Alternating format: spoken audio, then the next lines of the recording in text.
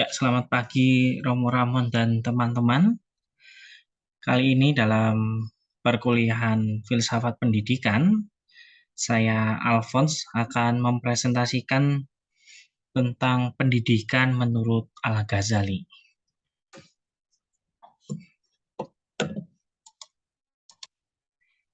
Daftar pustaka yang saya ambil ditulis oleh Budori Soleh dengan buku bertema Filsafat Islam, terbitan tahun 2013.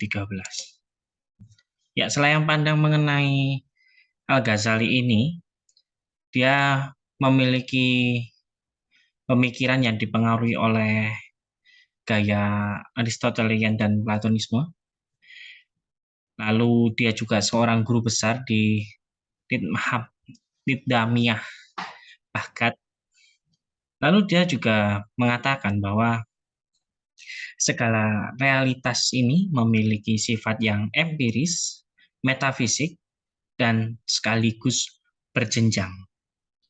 Hal ini nampak dalam pandangannya mengenai pendidikan. Dia berpendapat bahwa pendidikan merupakan hal yang berguna bagi kehidupan saat ini dan juga kehidupan setelah kematian. Dan untuk selanjutnya akan memasuki pembahasan mengenai pemikiran Al-Ghazali mengenai pendidikan. Ya, Al-Ghazali memiliki pendapat bahwa pendidikan tidak dapat dilepaskan dari realitas yang bersifat hierarkis. Hierarkis ini sehingga hierarki ini menentukan asal dari ilmu pengetahuan dalam pendidikan. Dia membaginya menjadi 3 bagian. Ya, ini pencapaian ilmu pengetahuan seseorang dapat didapatkan melalui intuisi, Quran, Sunnah Rasul, dan rasio. Nah, ini ada bahasa Arabnya kasif dan akal. Akal atau akal dari manusia. Semuanya ini akan menjadi sempurna dalam proses pendidikan. Tahapan yang berbeda-beda ini memiliki satu kesatuan yang tidak terpisahkan menurut Al-Ghazali. Sebab Al-Ghazali melihat tingkatan-tingkatan tersebut memiliki manfaat bagi pendidikan bagi banyak orang. Dia membagi pemahaman ilmu dalam hierarki hukum.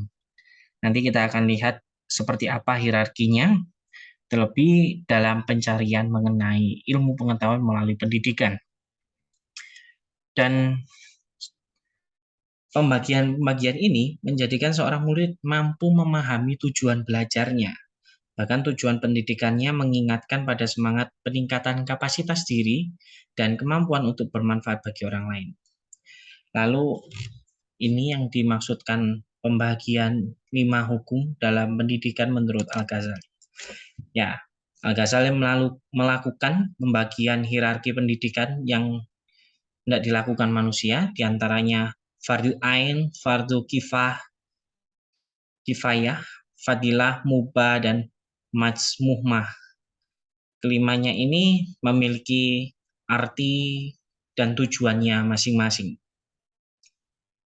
Yang pertama adalah fardu ain. Fardu ain merupakan pendidikan yang harus dimiliki seorang muslim. Menurut Al-Ghazali seperti itu. Sebab pendidikan ini akan berkaitan dengan kehidupan religius dan kehidupan setelah kematian.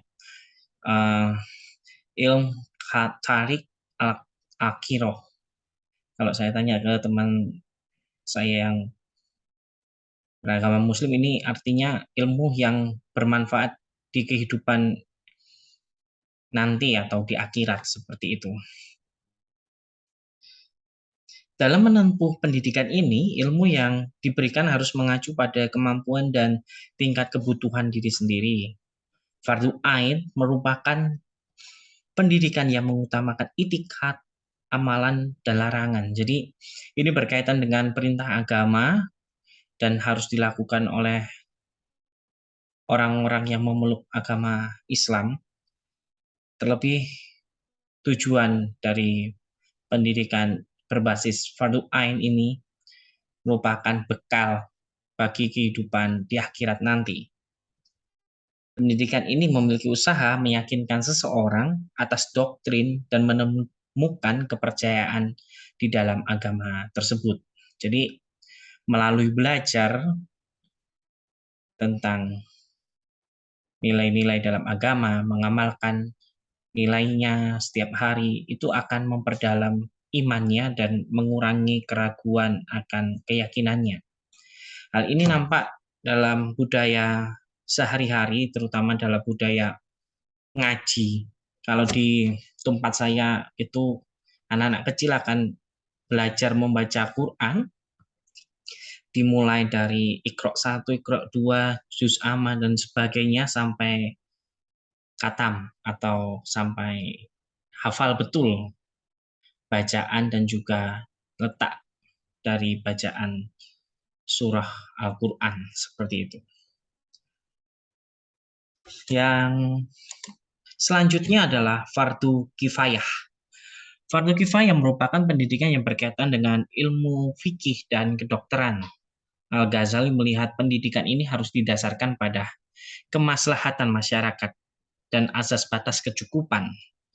Batas azas kecukupan ini bagaimana seseorang atau kelompok atau pemerintah mengatur berapa jumlah orang yang harus mampu menekuni bidang dalam pendidikan fardu kifayah ini. Misal dokter dalam suatu masyarakat harus ada 2 atau 3 saja, tidak boleh lebih dari itu. Atau orang yang ahli fikih atau ahli hukum ini harus mengayomi banyak orang di wilayah kekuasaannya, seperti itu. Fardu kifayah merupakan pendidikan yang berkaitan dengan langsung dengan individu yang bersangkutan, lalu berkaitan juga dengan disiplin ilmu yang dia geluti dan juga kebutuhan masyarakat. Jadi mengenai fardu kifayah ini, ilmu yang hendak ditekuni oleh seorang murid dalam pendidikan ini ya hendaknya harus kembali kepada masyarakat dan memberikan dampak yang baik kepada masyarakat. Ghazali juga memberikan batasan dalam fardu kifayah ini. Yang pertama, batasan pendidikan ini mengandalkan seseorang untuk belajar melebihi fardu ain yang merupakan ilmu yang paling tinggi dalam kehidupan. Jadi jangan sampai fardu kifayah ini melebihi fardu ain yang sudah menjadi nilai paling tinggi dalam kehidupan orang muslim. Jadi jangan sampai keilmuan-keilmuan yang berbasis kemaslahatan masyarakat ini lebih tinggi nilainya daripada nilai agama yang sudah menjadi hal yang cukup utama dalam kehidupan orang muslim, terlebih ilmu yang fardu ain itu memberikan bekal bagi mereka dalam menghadapi kehidupan setelah kematian. Lalu yang kedua, seseorang harus belajar bertahap dalam pendidikannya untuk mengalami kemajuan. Bertahap dalam fardu kifayah ini berarti sesuai dengan jenjang dan juga sesuai dengan alur program yang dia jalankan. Kalau di dalam dunia saat ini ya, jika kita belajar filsafat ya harus ada pengantar. Karena jika tidak ya kita akan mengalami kesalahpahaman mengenai term ataupun juga maksud dari para filsuf seperti itu. Ya, tahap-tahap ini demi kebaikan untuk kemajuan si murid agar dia mampu mengamalkan ilmu dengan baik tanpa tertinggal sedikit pun. Lalu, kemampuan untuk menahan diri. Jika ilmu yang digeluti memiliki ahli dalam jumlah yang cukup dan mumpuni. Seperti yang saya katakan di awal tadi, jika dalam komunitas kota, masyarakat ataupun di desa sudah terdapat orang yang sudah cukup dan mumpuni untuk melakukan tindakan yang berbasis pendidikan fardu kifayah ini, maka seseorang diajak untuk berhenti sejenak untuk belajar yang lebih dalam agar kelak mampu menggantikan orang-orang yang sudah ada di tempat tersebut, seperti itu.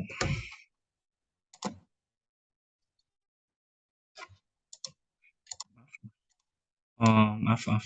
Saya ulang lagi. Ya, selain itu fardu kifayah juga dibagi menjadi 3 tingkatan. Saya maaf lupa mencantumkan dalam PowerPoint ini. Saya akan tuliskan saja di sini. Yang pertama adalah bersifat terbatas atau terbatas, lalu bersifat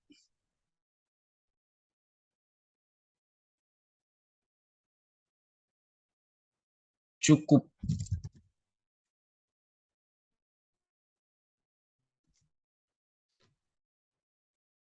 dan sikap ini harus dihidupi agar tidak menjadikan seseorang melebihi sesuatu hal yang sudah tertulis di dalam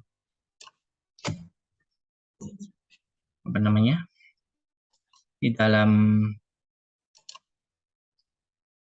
pendidikannya. Jadi sudah, kalau cukup sebagai seorang ahli hukum ya sudah cukup sebagai ahli hukum, dan jangan menjadi ahli yang lebih seperti metafisika ataupun teologi seperti itu.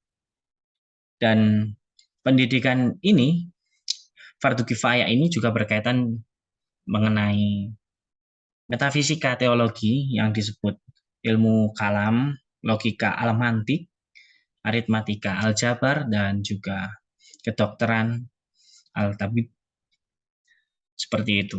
Jadi fardu kifayah ini demi kemaslahatan banyak orang dan harus diterima oleh orang yang cukup mumpuni, seperti itu. Selanjutnya adalah fadilah. Pendidikan yang berbasis fadilah ini merupakan pendidikan ilmu pengetahuan yang mau menggali keutamaan. Kalau di bahasa zaman sekarang adalah spesialisasi. Dan fadilah ini digunakan sebagai ilmu yang memperkuat ilmu yang ada.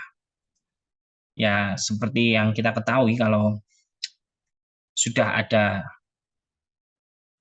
mengenai ilmu teknik, juga harus ada di bawahnya, ada teknik pengelasan, teknik permesinan, dan sebagainya.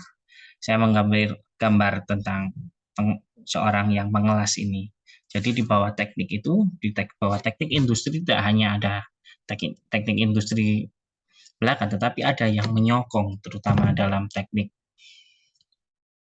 bubut mungkin, ataupun pengelasan, dan juga teknik kendaraan ringan yang mampu menyokong ilmu yang besar ini hingga dia menjadi kuat.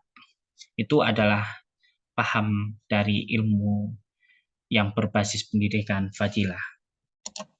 Selanjutnya, Al-Ghazali memberikan pendidikan yang bersifat ilmu mubah. Mubah ini memiliki sifat yang netral, namun harus memiliki kaidah yang tepat dalam pembelajarannya. Dan contoh paling dekat dengan mubah ini adalah musik. Musik ini menurut Al-Ghazali ini mampu mengolah rasa, dan di dalam jiwa seseorang itu ada rasanya. Jadi menggugah rasa seseorang untuk berlaku dengan baik, terutama untuk menghantarkan seseorang kepada hal-hal yang surgawi, biasanya dengan musik-musik yang bercirikan Islami seperti itu.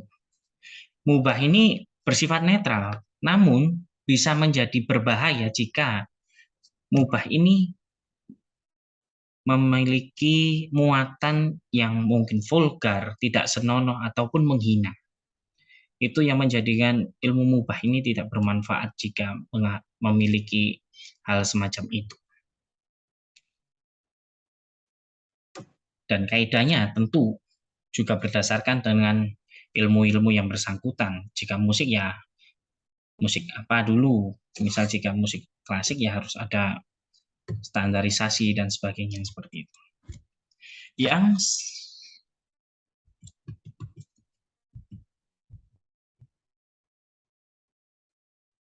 Yang selanjutnya adalah, maaf saya harus ganti ini dulu.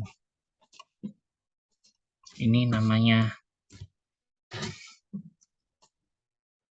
majmumah.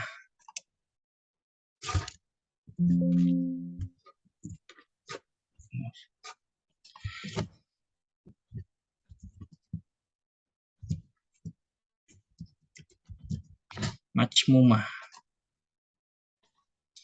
Ya, majmumah ini oleh Ghazali, pendidikan dianggap sebagai majmumah jika pendidikan itu membawa kerusakan ataupun celah kepada seorang murid, di mana pemahaman akan sifat tercela atau mencelakakan ini dapat timbul jika seseorang dalam pendidikannya melakukan praktik sihir atau menimbulkan mara bahaya atau kejahatan. Nah, Ghazali berpendapat bahwa hal ini ditimbulkan karena kejahatan dan akhirnya tidak memberikan dampak yang baik bagi seseorang, sehingga pendidikan yang baik adanya itu menjadi majmumah jika kejahatan sudah memasuki di dalamnya dan membawa celaka bagi yang belajar dan juga orang yang menerimanya. Dan akhirnya seseorang yang tidak mengalami perkembangan, bahkan merusak orang-orang yang lain dengan paham yang dia hidupi. Itu yang dinamakan sebagai majmumah. Sebagai penutup, saya mau mengatakan bahwa kelima hierarki hukum dan dalam pendidikan yang dibentuk oleh Al-Ghazali ini sebagai jalan untuk menyelamatkan seseorang dalam mengembangkan dirinya, terutama intelektual yang sudah diberikan oleh Sang Ilahi, Allah sendiri, sehingga orang mampu menemukan manfaat dari ilmu yang dia geluti, sehingga dia mampu menemukan kebenaran yang tepat. Jika orang sudah melakukan fardu kifayah menjadi seorang ahli hukum, dia akan diharapkan menjadi orang yang adil, mampu membela sesamanya dan juga melakukan kebaikan bersama. Juga kalau sudah dia melakukan fardu ain, dia diharapkan menjadi seorang ahli yang kuat dalam ibadah dan juga pendapat dalam membela ajaran agama. Jika dia menjalani kehidupan pendidikan berbasis fadilah, dia akan menjadi seorang yang mampu mendukung ilmu yang sudah ada dan bekerja sama menemukan hal yang baik. Jika dia seorang yang hidup dalam pendidikan yang berbasis mubah, dia akan berusaha mengolah diri agar menjadi orang yang terus berjalan sesuai dengan kaidah yang ada. Berikut yang saya presentasikan kepada teman-teman dan Romo Ramon. Terima kasih atas waktunya. Sekarang saya buka forum tanya jawab. Terima kasih.